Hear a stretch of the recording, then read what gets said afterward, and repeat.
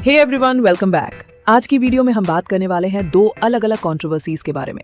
पहली, कॉकटेल 2 के नए गाने माशूका पर लग रहे प्लेजरिज्म एलिगेशंस, जहां वंस अगेन म्यूजिक डायरेक्टर प्रीतम कंट्रोवर्सी के सेंटर में आ गए हैं। और दूसरी तरफ जानवी कपूर की अपकमिंग फिल्म पेड्डी को लेकर चल रहे बिहाइंड द सीन्स रूमर्स, जहां रिपोर्ट्स क्लेम कर रही हैं कि जानवी एलिगेंटली अपने रोल और स्क्रीन टाइम से खुश नहीं थी। और ऑनेस्टली अगर पूरे सिनारियो को ध्यान से देखा जाए तो दोनों कंट्रोवर्सीज कहीं ना कहीं बॉलीवुड के एक बड़े इशू को हाईलाइट करती हैं, ओरिजिनलिटी क्राइसिस और केयरफुली मैनेज्ड पीआर नैरेटिव्स। क्योंकि आज के टाइम में सिर्फ फिल्म या गाना इंपॉर्टेंट नहीं रह गया, इक्वली इंपॉर्टेंट हो चुका है ऑडियंस परसेप्शन को कंट्रोल करना। कौन सा नैरेटिव इंटरनेट पर पुश होगा, कौन विक्टिम दिखेगा, कौन मिसअंडरस्टूड आर्टिस्ट लगेगा और कौन हार्डवर्किंग आउटसाइडर बनकर सिंपैथी गेन करेगा। अब अगर माशूका सॉन्ग की बात करें तो सॉन्ग रिलीज होते ही सोशल मीडिया पर कंपैरिजंस शुरू हो गए। नेटिजन्स ने इंस्टेंटली नोटिस किया कि इसकी मेलोडी और म्यूजिक फ्लो अलेजिडली एक पुराने इटालियन ट्रैक से काफी सिमिलर लग रहे हैं, और इसी वजह से इंटरनेट पर फिर से कॉपी टाइम ट्रेंड होने लगा। ये निकनेम नया नहीं है, ईयर्स से प्रीतम रिपीटेड प्लेजराइज्म एलिगेशंस फेस करते आए हैं। और ऑनेस्टली यही वजह है कि ऑडियंस अब ऑटोमेटिकली सस्पिशियस हो जाती है जब भी कोई फेमिलियर साउंडिंग ट्यून सामने आता है। अब फेयर पर्सपेक्टिव से देखें तो म्यूजिक इंडस्ट्री में सैम्पलिंग और इंटरपोलेशन कोई अनयूजुअल चीज नहीं है। ग्लोबली ऑलमोस्ट हर इंडस्ट्री में पुराने हुक्स, मेलोडीज या बीट्स क्रिएटिवली रीयूज किए जाते हैं। टेलर स्विफ्ट से लेकर पिटबुल तक कई आर्टिस्ट्स इंटरपोलेशंस यूज कर चुके हैं। डिफरेंस सिर्फ इतना होता है कि वहां प्रॉपर क्रेडिट्स और लाइसेंसिंग ओपनली क्लियर होती है। लेकिन प्रॉब्लम तब क्रिएट होती है जब ऑडियंस को ट्रांसपेरेंसी फील नहीं होती। और प्रीतम का पास्ट ऑलरेडी इतने एलिगेशन से फिल्ड रहा है, अब लोग बेनिफिट ऑफ डाउट देने के लिए रेडी नहीं रहते।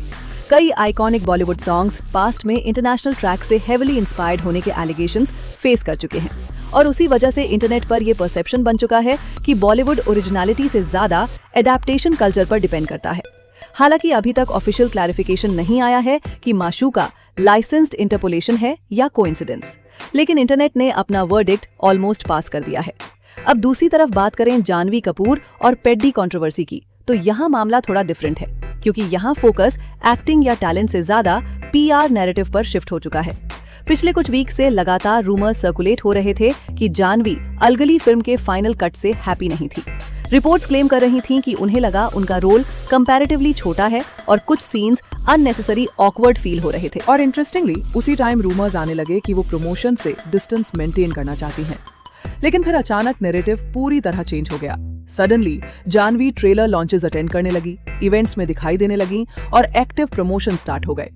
और ऑनेस्टली यही चीज इंटरनेट को कैलकुलेटेड लगती है, क्योंकि ये पैटर्न बॉलीवुड में बहुत बार रिपीट हुआ है। पहले लो एक्सपेक्टेशंस क्रिएट करो, फिर रिलीज के पास एग्रेसिव पीआर पुश शुरू करो, ताकि सिंपैथी और क्यूरियोसिटी दोनों जनरेट हो जाएं। जानवी का पब्लिक इमेज वैसे भी काफी मिक्स रहा है। ऑडियंस उन्हें प्रिविलेज, वीक डायलॉग डिलीवरी और रेपिटेटिव एक्सप्रेशंस के लिए फ्रीक्वेंटली क्रिटिसाइज करती है। पिछले प्रोजेक्ट्स में भी कल्चरल ऑथेंटिसिटी को लेकर बैकलैश फेस करना पड़ा था, और शायद इसी वजह से इस बार स्ट्रैटेजी थोड़ा डिफरेंटली हैंडल की जा रही है।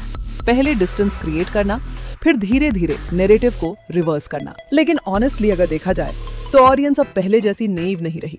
लोग समझते हैं कि बॉलीवुड में पीआर नैरेटिव्स कितने हेविली कंट्रोल्ड होते हैं, कौन सी कंट्रोवर्सी ऑर्गेनिकली वायरल है और कौन सपटली पुश्ड नैरेटिव हो सकता है।